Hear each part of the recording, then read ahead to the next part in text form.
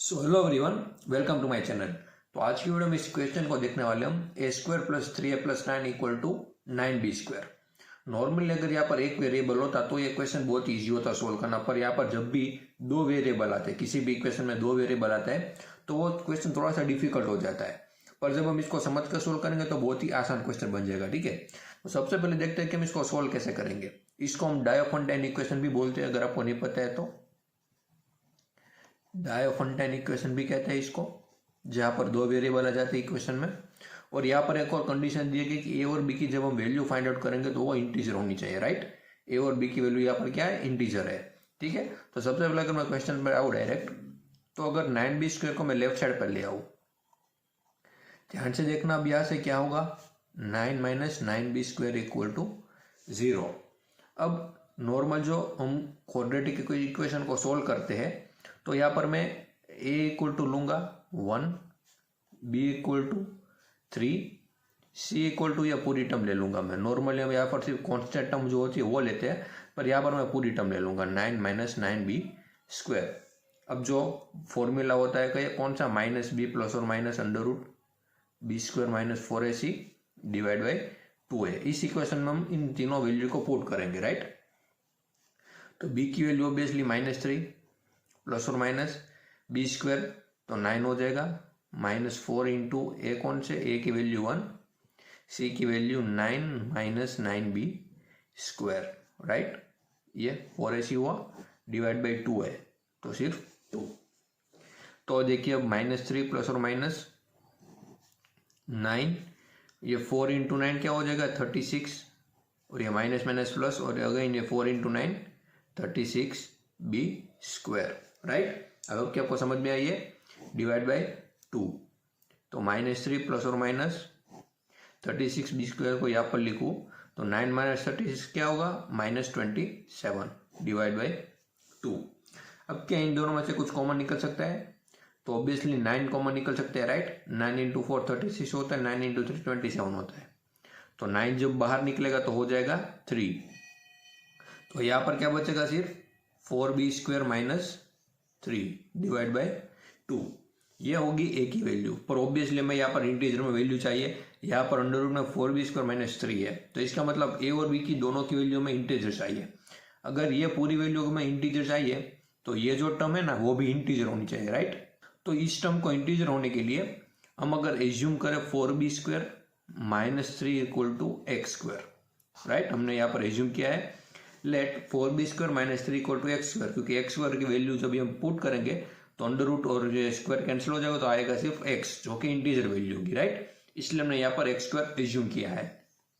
तो अब देखिए, एक्स स्क्वायर को मैं लेफ्ट साइड पे ले जाऊँ और 3 को मैं राइट साइड पर, तो 4b square minus x square equal to 3। अब अगर मैं यहाँ पर लिखूँ तो 4b square minus x square को हम इस तरीके से लिख सकते हैं, 2b minus x into 2b plus x equal to 3। Right, हमने इसको फॉर्मूले की मदद से अलग किया है। तो देखिए, ऐसे में दो नंबर फाइंड आउट करना है जिसका मल्टीप्लीकेशन 3 हो, और 3 एक प्राइम नंबर होता है, तो इसका एक ही मल्टीपल हो सकता है 3 इंटू 1, या फिर लिख सकते हो 1 इंटू 3।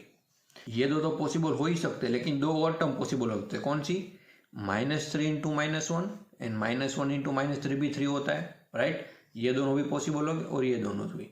तो टोटल हमें यहाँ पर 4 पॉसिबिलिटी मिली, जिसकी मदद से हम इस क्वेश्चन का आंसर फाइंड आउट कर सकते हैं। तो सबसे पहले अगर मैं इस पॉसिबिलिटी को लेकर चलूँ तो 2b माइनस एक्स की वैल्यू में अगर 3 लूँ एंड 2b प्लस एक्स की वैल्यू 1 लूँ, तो ध्यान से देखना, ये minus x plus x cancel, 2b plus 2b 4b, 3 plus 1 4, तो b की वैल्यू क्या मिली, मैं यहाँ पर 1 मिली। तो यहाँ पर हम लिख सकते हैं b की वैल्यू 1। और जब आप 2b minus x equal to, अगर मैं यहाँ पर 1 पुट करूँ and 2b plus x equal to यहाँ पर 3 पुट करूँ, तो भी आंसर b इक्वल टू 1 ही आएगा इसमें भी। राइट, सिर्फ ये 1 और 3 ऊपर नीचे हो जाएगा और कोई डिफरेंस नहीं होगा, टोटल हमेशा तो 4 ही आएगा, और यहाँ पर भी प्लस और माइनस एक्स कैंसिल हो जाएंगे। राइट, तो पहले दो केस में b की वैल्यू में मिलेगी 1। तो अब आगे के दो केस में क्या होगा, तो वो भी हम देख लेते हैं। 2b minus x equal to -3 and 2b plus x equal to -1, तो अगेन ये दोनों cancel, 2b plus 2b 4b equal to -3 -1 -4, तो b की वैल्यू में यहाँ पर मिली -1। तो यहाँ पर नीचे के दोनों केस में b की वैल्यू -1 आएगी, राइट। -1 और -3 ऊपर नीचे शिफ्ट हो जाएगा, आंसर तो सेम ही आएगा इस केस में भी, राइट।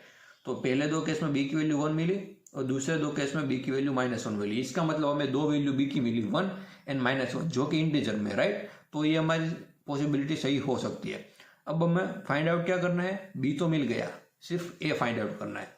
तो आप a और b की किसी भी इक्वेशन में इस b की वैल्यू को पुट कर सकते हो, यहाँ पर भी पुट कर सकते हो और चाहो तो इस इक्वेशन में पुट कर सकते हो। तो अगर मैं इस इक्वेशन में पुट करूँ इस वैल्यू को, तो देखिए a² + 3a + 9 = 9b² हमारी इक्वेशन है। तो सबसे पहले b = मैं 1 लेकर चलूँ, b = 1, तो a² + 3a + 9 = 9। तो ये +9 माइनस ये दो कैंसिल हो जाएंगे, तो a² + 3a = 0। तो इसका मतलब हमें a की दो वैल्यू मिलेगी, a कॉमन निकालूँ यहाँ से, तो a + 3 = 0, तो a = 0 एंड a = -3। तो यहाँ पर हमें a की दो वैल्यू मिली b की एक वैल्यू के लिए, राइट।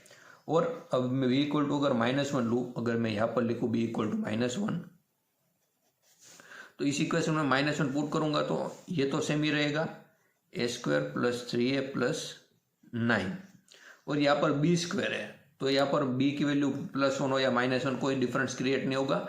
b² में अगर -1 का स्क्वायर करोगे तो आएगा सिर्फ 9 ही। तो अगेन यहाँ पर कैंसिल, तो a की वैल्यू 0 एंड a की वैल्यू -3 में यहाँ पर भी मिलेगी, ठीक है।